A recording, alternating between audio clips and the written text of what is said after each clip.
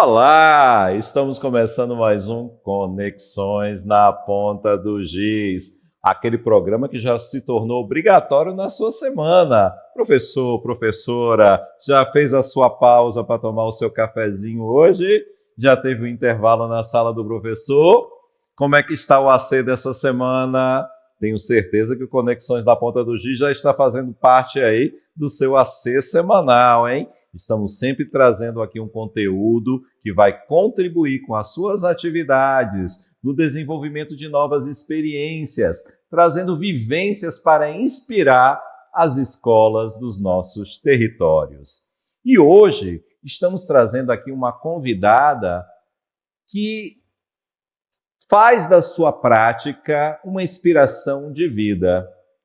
Se a biologia é aquela disciplina que vai estudar a vida em seus vários aspectos, ela é a pessoa certa para poder falar sobre isso, porque o nosso tema de hoje são os desafios para o ensino da biologia na educação básica. E para poder falar sobre esse tema, trouxemos aqui para esse bate-papo conosco hoje a professora Márcia Gramacho. Professora, muito obrigado por atender o convite da TV Conexões, a Estação do Saber. Seja muito bem-vinda aqui ao nosso programa. E o que eu sempre peço aos nossos convidados é que fique à vontade para poder fazer a apresentação para quem não lhe conhece. Então, por favor, professora, se apresente para o nosso público. Olá. Primeiro, gostaria de agradecer o convite, me sinto muito honrada. Eu sou Márcia Gramacho, professora de Biologia da Rede, e trabalho atualmente no Colégio Estadual Rotary com os alunos do terceiro e segundo ano. Tenho formação também em Tecnologia Química pelo Centec, né? E desenvolvo um trabalho voltado para o entendimento e o conhecimento e a construção do conhecimento científico dos nossos alunos. Pois é, então, além de professora de biologia, ela é uma engajadora, uma mobilizadora da iniciação científica em nosso estado, né? Então, professora, pegando esse gancho aí, então, hoje, dentro da sua prática, né, dentro da educação básica, quais são os desafios que você tem sentido na sua prática para poder ensinar biologia hoje para os nossos jovens? São as resistências? É a infraestrutura? O que é que está sendo hoje mais pautado a partir dessa sua, lógico, vivência, né, dentro desse ambiente, para poder fazer com que a sua prática realmente possa se traduzir em aprendizagem? A minha maior dificuldade hoje, principalmente em sala de aula, é a falta de interesses, né, dos alunos. É fazer com que esses alunos eles consigam ter uma perspectiva de futuro, que a escola seja um ambiente para ele, que ele consiga enxergar o futuro dele, que ele consiga ter vivências e consiga relacionar com essas vivências, né, com o futuro. Então, a maior dificuldade hoje é realmente porque a gente está dentro da sala de aula hoje e os estímulos externos, né, fora a escola, é uma grande concorrência com a sala de aula. Então, o grande desafio hoje é justamente fazer com que esses meninos voltem a ter interesse pela escola, né? Uma escola que tem que ser acolhedora e tem que ter uma linguagem que coloque esse aluno como protagonista do conhecimento dele. Então, meu maior desafio hoje é esse, né? Fazer com que esses alunos voltem a ter esse olhar criativo, esse olhar de conhecimento, de construção do conhecimento, né? Do letramento científico, né? Que eles consigam entender que a escola é o único caminho para eles. Perfeito. Diante dessa dificuldade aí que já foi diagnosticada por ti, dentro da sua prática, você já conseguiu desenvolver algum tipo de estratégia que tenha mobilizado os estudantes a, pelo menos, passar a ver a biologia como sendo uma ciência importante no dia deles? E complementando ainda, além de alguma estratégia que você tenha desenvolveu ou vem desenvolvendo com eles, existe algum conteúdo que os estudantes têm uma maior dificuldade para poder compreenderem dentro desse processo de ensino-aprendizagem da biologia? Eu tento fazer com que meus alunos entendam que a biologia, né, que é uma ciência que estuda os seres vivos e a relação deles com o ambiente, então trazer os alunos para o ambiente. Então, assim, eu consigo sempre tentar relacionar o ensino da biologia, né, com o cotidiano dele. Principalmente, eu percebo uma facilidade deles maiores quando eu falo da biologia e a saúde deles, a alimentação dele, as doenças, né? A aula fica muito mais atrativa. E o que eu percebo de maior dificuldade no ensino da biologia é quando a gente fala de genética. Porque genética a gente tem os pré-requisitos, né? Principalmente de matemática, de probabilidade. Então, eles têm uma dificuldade. E alguns outros assuntos que eles precisam saber também, né? Então, assim, o assunto hoje que é a maior dificuldade em sala de aula, principalmente no terceiro ano, é genética. Então, daí talvez a necessidade também de desenvolvimento de projetos interdisciplinares, Sim. Então complementares aí. Sim. E aproveitando as disciplinas diversificadas, né? Fazer esse trabalho conjunto com o professor de matemática, que eu já desenvolvo com o professor de matemática, principalmente o professor do terceiro ano, né? A gente tenta fazer com que, quando o assunto de genética é aplicado na sala de aula, os professores de matemática estão dando o assunto de probabilidade. Então, há esse link, há essa harmonia entre biologia e matemática, né? Então, eu percebo isso, uma dificuldade maior nesse assunto. Mas mesmo diante das dificuldades, a gente percebe que você vem introduzindo atividades significativas que está fazendo com que esse estudante reconheça a importância da biologia a partir da sua prática na sala de aula. Sim, sim. E outra coisa também que vem ajudando muito os alunos é os simulados, né? A gente está tentando fazer bastante simulado com os meninos para que eles consigam sanar essas dificuldades, né? Fazendo bastante atividades para que eles possam ter uma diminuição na dificuldade dele, né? Quando a gente fala de biologia, tá, as pessoas também tendem a ver a disciplina de uma forma muito reduzida. Entretanto, é uma área bastante ampla, que envolve biodiversidade, inclusive tem relações com mudanças climáticas, né? Como é que hoje a biologia está sendo tratada no ensino médio? Ela está sendo focada no Enem ou tem tido uma preocupação de ampliar isso para esse horizonte mais extenso da área da biologia? Não, tem que ser ampliado, até porque o Enem ele envolve uma série de outras habilidades que eles precisam.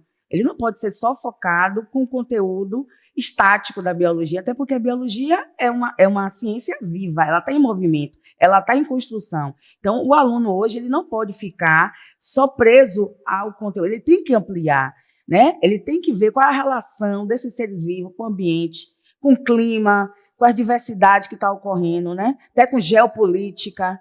Tá? Então, assim, a biologia ela vai conversar. Dentro da ciência da natureza, ela conversa com todas essas disciplinas. Né? Então, assim, você precisa... Eu geralmente, em sala de aula, eu converso com os meninos, principalmente que você vai encontrar. Quando você se depara com a prova do Enem, você vai ver geografia conversando com biologia, história conversando com biologia, né? Então, todas as outras disciplinas, elas estão ali. Então, ele precisa ter um olhar bem amplo sobre o ensino da biologia. Eu não posso só estudar evolução, eu não posso só estudar ecologia sem estar me preocupando com esse ambiente amplo, né? Da atualidade, principalmente. Né? Como é que eu não vou falar do clima? Como é que eu não vou falar das relações que estão ocorrendo, da destruição do ambiente? Qual é o impacto dessa destruição? Qual é o impacto da ação do homem, né? Na natureza. Então, eles precisam ter essa noção. Ele não pode sair da minha sala de aula sem entender que ele tem que atuar como um protagonista, como um cidadão, entendeu? Usando a biologia. Ele precisa ter cuidado com o meio ambiente. Quando eu digo, eu sou uma professora que eu não gosto de usar papel. Eles sabem por que eu não gosto de usar papel. Tá? Aluno meu não vai sair da sala sem saber o porquê a professora não gosta de usar papel. Porque a professora, quando está chovendo, a professora fala qual é a ação sua, né? Quando você vê uma série de áreas alagadas no seu bairro, você tem um papel ali. Quando você joga lixo na rua, quando você está fazendo descarte desnecessário de lixo, gerando lixo. Então, assim, o aluno ele precisa ter a consciência do seu papel. Então, a biologia, ela tem esse papel. Quando eu digo cuidado, quando você tem que lavar as mãos, entendeu? Se você está gripado, você não tem que vir para a escola. Por quê? Por conta dos vírus, tá? Cuidar. Então, assim, eles têm que ter esse entendimento da biologia. Então, a biologia tem que ser ampla. Então, uma visão omnilateral, Isso, né? Ampliada isso. em todo o sentido do seu papel enquanto ser humano, mas também das suas relações dentro da sociedade. Tá? E as tecnologias, professora Márcia, como é que elas vêm contribuindo hoje com o ensino de biologia? Você faz uso das tecnologias, são aplicadas na sua prática? E tem que ser aplicada, né? Que a tecnologia, ela é uma ferramenta, né? Para ser utilizada, que dá uma dinâmica fundamental à sala de aula, fica muito mais interessante a aula, né? Quando você está falando sobre um assunto e que você consegue colocar um vídeo, você consegue colocar outras informações atuais dentro da sala de aula, a sala de aula fica viva, né? Enriquece de uma maneira, né? Então não tem como você hoje não utilizar as tecnologias de jeito nenhum, porque a vivência dos alunos é nossa. Então você usa a tecnologia hoje, é uma ferramenta importantíssima, né? Imagina, eu estou falando sobre o corpo humano e eu estou ali, eu abro o funcionamento todo do corpo humano, tá? Mostro como é que funciona um coração, como é que funciona um pulmão para os alunos, coloco alguma outra figura, então enriquece a aula de uma maneira. Então a tecnologia, ela é de uma grande ajuda para os professores, não só de biologia, como de todas as matérias. Né? Então, assim, a única coisa que a gente tem que ter cuidado é que o uso, sem um controle dessas tecnologias, porque realmente também pode dispersar a atenção dos alunos. Mas hoje não tem como o professor não ter o uso da tecnologia em sala de aula. Ele vai ficar realmente para trás. Saindo um pouco da parte das tecnologias, que já ficou claro hoje, quando a gente fala tecnologias, entendam, né, que a gente está falando aí de um universo de instrumentos e ferramentas que estão à nossa disposição hoje, inclusive a inteligência artificial, e a professora Márcia já deixou bem claro que esse é um elemento que não pode ser indiferente na prática do ensino-aprendizagem, seja na biologia, seja em qualquer outra área de conhecimento. Vamos falar um pouco das atividades práticas, professora Márcia. Tá? As atividades práticas dentro do seu planejamento, qual o papel delas? Elas têm um papel preponderante? Elas são utilizadas de forma alternativa? Ou tem conteúdos específicos que essas atividades práticas podem ser melhor aplicadas? Geralmente a gente fala em conteúdos específicos, né? Ela é uma aliada, né? Hoje não consigo estar na prática diária como eu gostaria, mas ela vem como uma aliada, né? Principalmente as aulas de campo. A minha unidade de ensino, a gente está perto ali de uma reserva, que é a Lagoa do Abaeté. Então, a gente precisa utilizar aquele espaço com aulas de campo, até para tirar os alunos da sala, ter a vivência realmente da biologia, né, no seu cotidiano, mas eu gostaria de utilizar muito mais, né? Eu acredito que dá um reforço maior ao ensino da biologia, né? Gostaria muito mais de estar utilizando. Para quem está nos vendo aí agora, como a professora Márcia falou, a unidade escolar dela está situada aqui no bairro de Salvador, numa região que fica próximo à APA, Lagoas e Dunas do Abaeté. Então é uma região muito rica em biodiversidade e que nos últimos anos também vem passando, né, por uma ocupação desordenada, né? Daí a importância também de se fazer uma análise e uma reflexão crítica do que está acontecendo dentro daquele ambiente e a modificação antropocêntrica que está ocorrendo ali dentro daquele espaço. Está perto também do oceano, né, do Oceano Atlântico, com toda a sua biodiversidade. Então é justamente essa reflexão da importância de ultrapassarmos a barreira da sala de aula. Eu tenho uma sala de aula com a tecnologia lá disponível, seja representada por um projetor, por um computador, ou até mesmo com um uso autorizado do celular para essa finalidade pedagógica, mas a gente também não pode descartar o laboratório humano vivo que está no entorno da escola. Sim. Não é isso, professora? Sim, ali tem uma grande biodiversidade. Então, imagine você fazer uma aula de campo, né? Uma grande aula de campo com os meninos. Então, assim, é muito mais interessante. Levar o aluno para um espaço como aquele ali e você fazer as vivências da biologia ali dentro. Então, é muito melhor, realmente enriquece realmente muito a sala de aula. Então, é muito mais proveitoso realmente, né? Você está naquele ambiente maravilhoso que é ali do Abaeté. Eu costumo dizer para os meninos que nós somos privilegiados. Eu estou numa sala hoje que de um lado eu vejo só mar e do outro lado a Lagoa do Abaeté. Então, assim, é uma maravilha, né? Você está naquele ambiente desenvolvendo o trabalho, né? Para os meninos.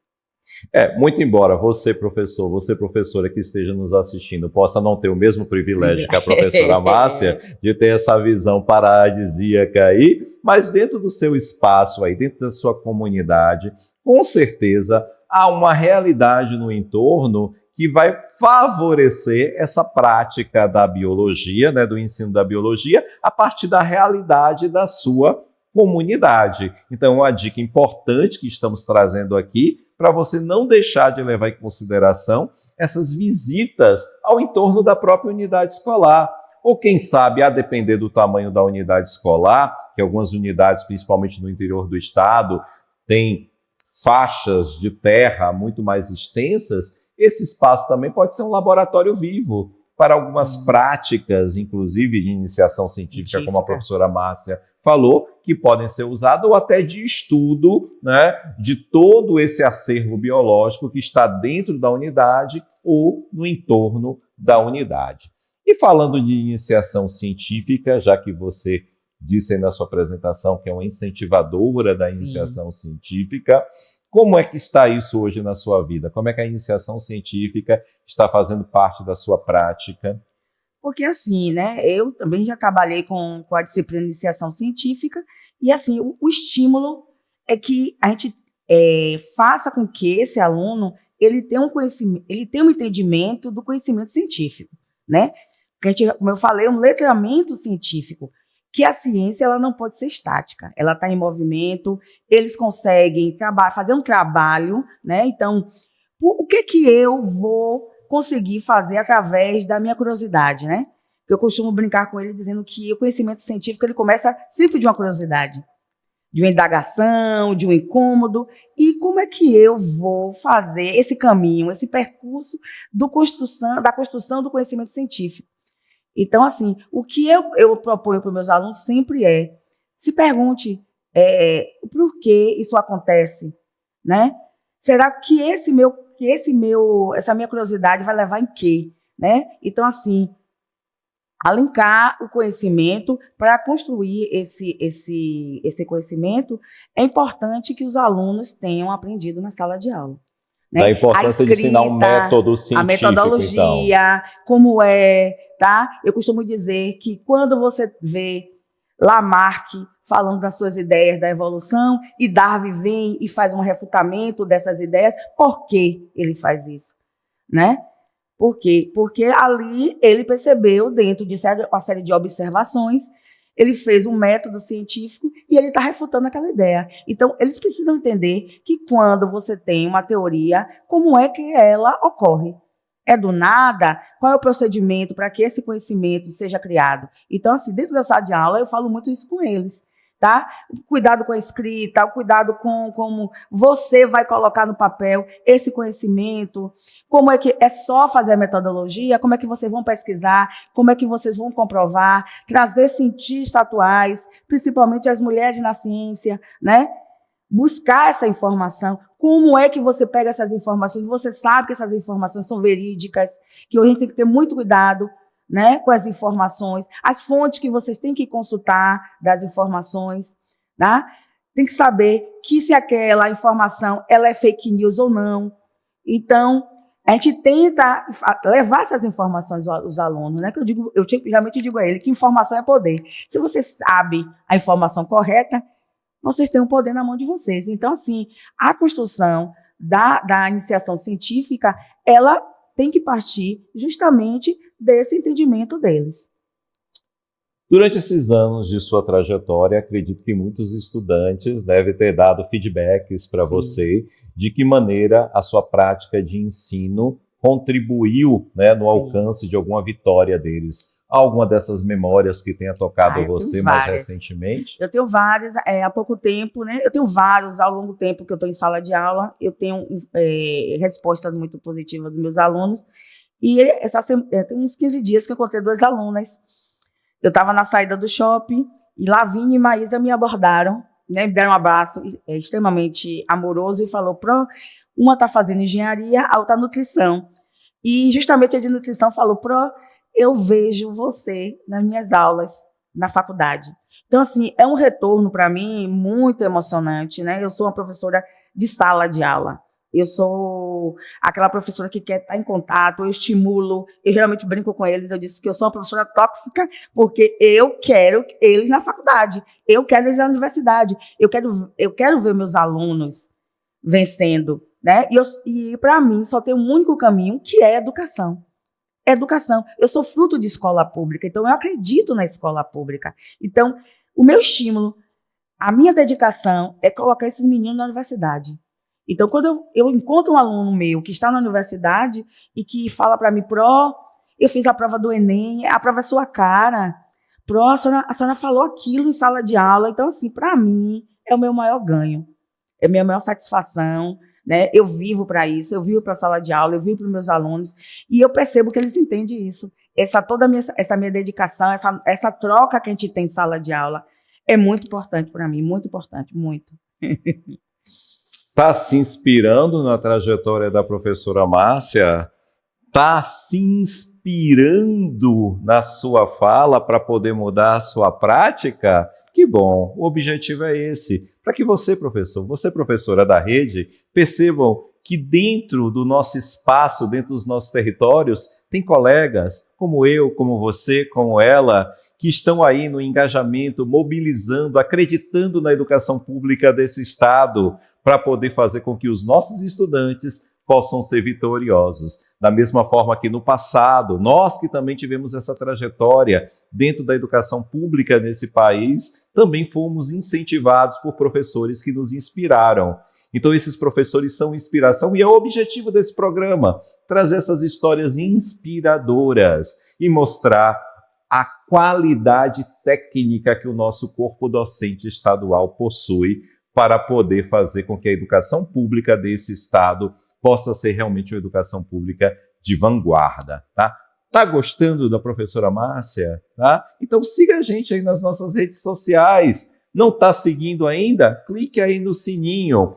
Temos também as nossas plataformas de conteúdos pedagógicos. O QR Code vai aparecer aí na sua tela. Entre lá e conheça os nossos recursos, os nossos cadernos de aprendizagem. Professora Márcia, o nosso programa, infelizmente, está chegando quase ao fim.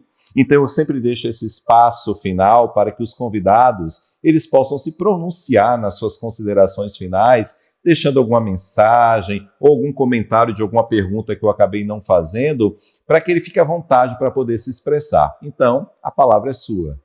Eu gostaria de falar que a educação é o caminho, né? E eu estou falando isso para os meus alunos, né, para toda a sociedade, que a gente precisa acreditar que a educação é o único caminho, né, e estimular nossos jovens a voltar, né, a quem perdeu o interesse, a voltar a ter interesse, porque o único caminho é esse, não tem outro caminho a não ser a educação. Eu gostaria de agradecer o espaço, né, e estou muito honrada, muito feliz por estar aqui. Obrigada. Nós que agradecemos sua presença, professora Márcia. E já estamos indo, mas voltamos. Não perca o próximo Conexões na Ponta do Giz. Até lá. Tchau.